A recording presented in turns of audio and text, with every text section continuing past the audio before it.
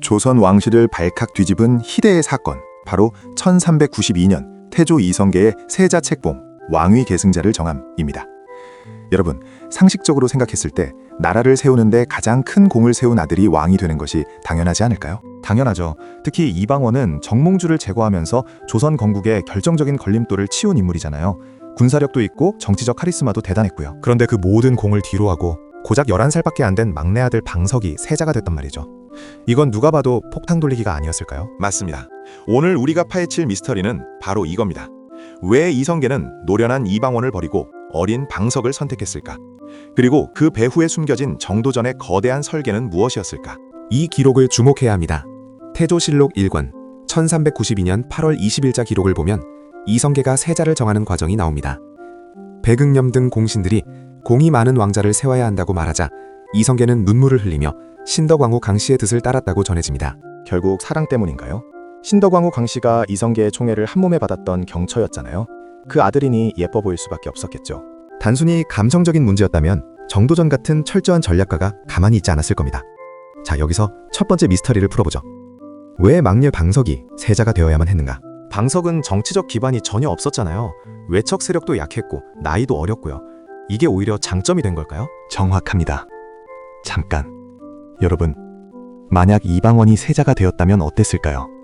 그는 이미 독자적인 사병을 가지고 있었고 건국 공신들과도 긴밀하게 연결되어 있었습니다. 왕이 되는 순간 무소불위의 권력을 휘두를 가능성이 컸죠. 그러니까 정도전 입장에서는 이방원이 너무 위험한 존재였겠네요. 통제 불가능한 호랑이 같은 존재? 그렇죠. 정도전이 꿈꾼 조선은 왕은 상징으로 존재하고 실질적인 정치는 현명한 재상, 최고 관직들이 이끌어가는 나라였습니다. 이를 재상 중심주의라고 합니다. 이를 설계를 완성하려면 왕은 백지 상태인 어린 인물이어야 했습니다. 결국 방석은 정도전에게 있어서 자신의 이상국가를 실현하기 위한 완벽한 도구였다는 뜻이네요. 소름 돋는데요. 이제 정도전의 속내를 좀 더 깊이 들여다봅시다. 그는 단순히 방석을 세우는 데 그치지 않고 왕자들의 힘을 빼앗기 위한 치밀한 작전을 시작합니다.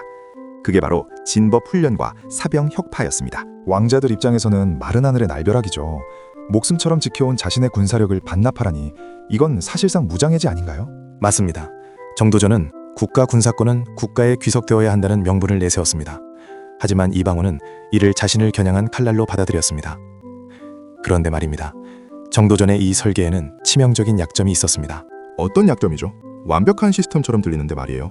바로 이성계라는 거대한 산이 사라졌을 때를 대비하지 못했다는 겁니다.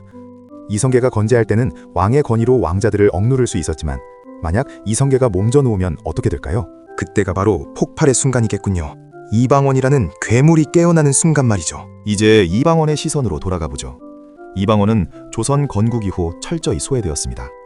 개국공신 명단에도 처음에는 이름을 올리지 못했죠. 나라를 세우는데 가장 손을 많이 더럽힌 사람인데 정작 보상은커녕 뒷방 늙은이 신세가 된 겁니다. 심리적으로 엄청난 압박감을 느꼈을 것 같아요. 분노를 넘어서 생존의 위협까지 느꼈을 것 같은데요. 실제로 이방원은 이 시기에 매일 밤 명산대천을 찾아다니며 제사를 지내거나 침묵으로 일관했습니다. 하지만 그건 포기가 아니라 관찰이었습니다. 정도전과 남은 일파가 어떻게 움직이는지 숨을 죽이고 지켜본 것이죠. 폭풍 전야의 고요함이네요. 그럼 이방원이 결정적으로 칼을 빼들게 된 계기가 있었나요? 결정적인 사건이 터집니다. 1396년 이방원의 가장 강력한 후원자이자 세자 방석의 생모인 신덕왕후 강씨가 세상을 떠납니다. 이성계의 슬픔은 이루 말할 수 없었죠. 하지만 이방원에게는 이것이 기회였습니다. 든든한 방패가 사라진 거네요. 세자 방석을 지켜주던 가장 큰 보호막이 거친 셈이니까요. 맞습니다.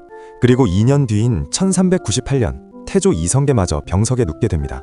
이 대목이 중요합니다. 조정에는 흉흉한 소문이 돌기 시작합니다. 정도전이 왕자들을 궁궐로 불러들여 한꺼번에 제거하려 한다는 소문이었죠. 와, 진짜인지 가짜인지 모르겠지만 이방원 입장에서는 먼저 치지 않으면 죽는다는 공포를 느꼈겠네요. 이것이 실록에 기록된 이방원의 거사 명분입니다. 하지만 우리는 의심해봐야 합니다. 과연 정도전이 정말로 왕자들을 죽이려 했을까요? 아니면 이방원이 판을 뒤집기 위해 만든 고도의 프레임이었을까요? 결국 권력은 두 개의 태양을 허락하지 않는다는 거군요. 왕권과 재상권, 이 두 축이 정면 충돌하는 순간이 다가오고 있었네요. 1392년부터 1398년까지의 6년은 겉으로는 조선의 기틀이 잡히는 평화로운 시기처럼 보였지만 내부에서는 피비린내 나는 권력투쟁의 에너지가 임계점, 변화가 일어나는 직전의 상태까지 차오르고 있었습니다. 정도전은 시스템으로 나라를 다스리려 했고 이방원은 힘으로 나라를 장악하려 했던 거네요. 이 대결의 결말이 너무 궁금합니다. 정도전은 이방원을 너무 과소평가했고 이방원은 정도전을 너무 잘 알고 있었습니다. 그리고 운명의 1398년 8월 26일 하륜의 지략과 이방원의 결단력이 합쳐지며 조선의 역사를 뒤바꿀 밤이 시작됩니다. 세자 방석과 정도전 그리고 이방원, 이 세 사람의 얽히고 설킨 운명이 결국 비극으로 치닫는군요. 조선의 미래를 두고 벌인 거대한 도박, 그 승부의 추는 이미 기울기 시작했습니다. 과연 이방원은 어떻게 불가능해 보이던 거사를 성공시켰을까요? 하지만 이 불타는 야망의 승리는 더 거대한 비극의 서막에 불과했습니다. 과연 그날 밤 정도전이 죽기 직전 남긴 마지막 유언은 무엇이었을까요? 다음 이야기 제1차 왕자의 난에서 그 충격적인 전말이 공개됩니다.